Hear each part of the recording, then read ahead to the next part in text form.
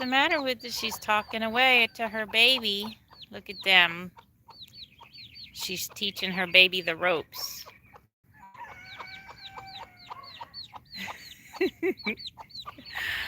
I hope you're having a beautiful day. I'm having a beautiful day. I am soaking up this gorgeous Baja morning. The sun is shining on my face, as you can see. I'm going to turn the camera around just so you can, it it's not perfect. Pardon the mess and pardon the dust, because things are ever changing here, but you got to see this. This is gorgeous. My tree is about 10 feet taller than it was 6 years ago when we bought this property. And I no longer rely on only solar panels for electricity. I have electricity now from CFE. I have Telnor, so I can work from home. I've cut down all the choyo cactus that tormented us for so long. And now all of these beautiful little ice plants are growing all over the place. And do you know that those are edible? Indeed they are. You can eat them raw in salad. You can pickle them. You can saute them. They are delicious. They're very here at my house because I'm just a mile from the ocean. They are very salty and taste like a little bit like seawater, so they're probably got a high sodium content. Thunder, leave Sir Bouffant alone, thank you. But they are delicious and edible, and my yard is full of them, so I never have a reason to go hungry because these are growing and thriving on my property. And so, I don't know what's growing and thriving on your property, but do you know what's growing and thriving on your property? Are you in touch with what you can eat if the grocery stores are empty? It's not too late to go outside and look around, because a lot of the things we think are weeds are actually food. So another thing that we have had a lot of in the past is mallow on our property, which acts like spinach, and it's delicious like spinach. I have some in my freezer right now because I harvested it because you want to harvest before it gets too big. You harvest the young leaves, of course. But anyway, just things like that are things I think about. How am I doing?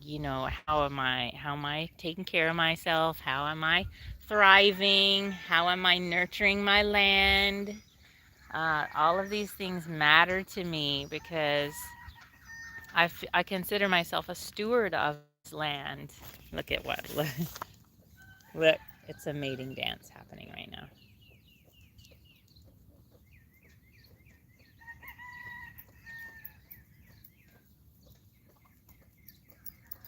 I don't think she's going to allow him because she is sitting on eggs right now. This is her hour of free time. She is off her eggs for 1 hour a day. That's all she does is 1 hour a day.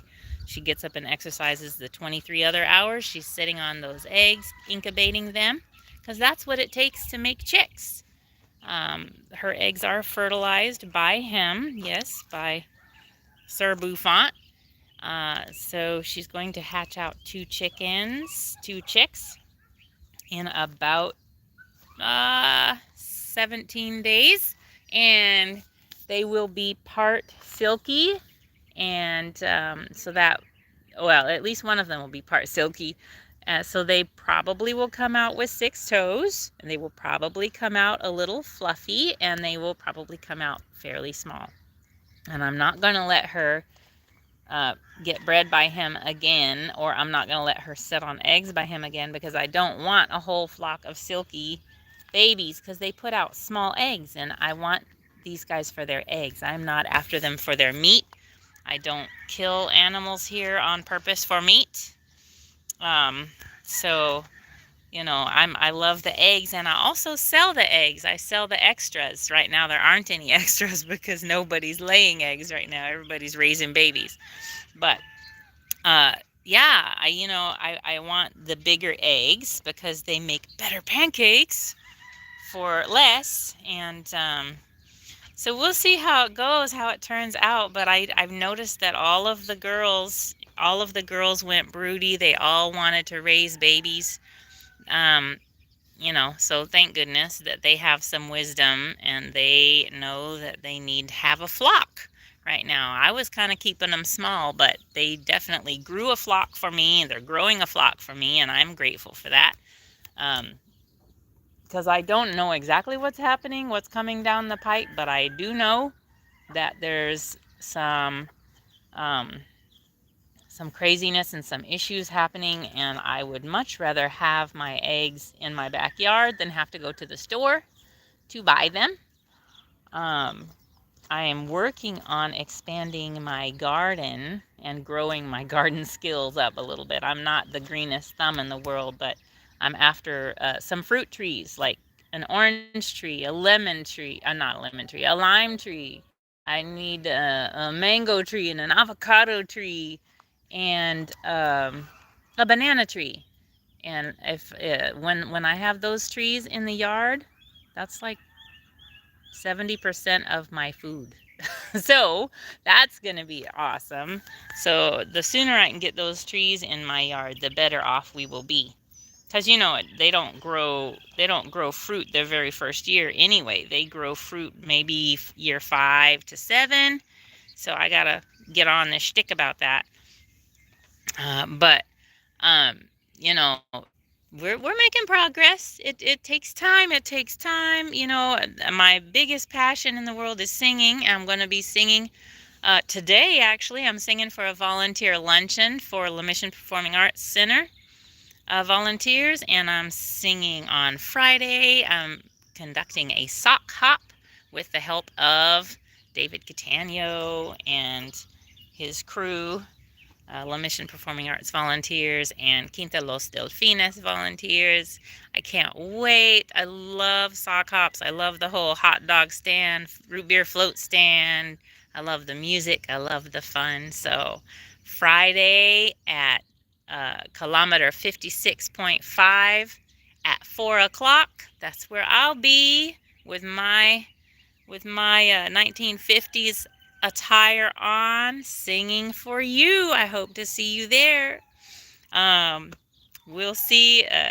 We'll see what happens between here and there. I'm gonna be warming up my voice every day, of course, and which I do anyway. But especially for that, and I will be rehearsing a lot, of course.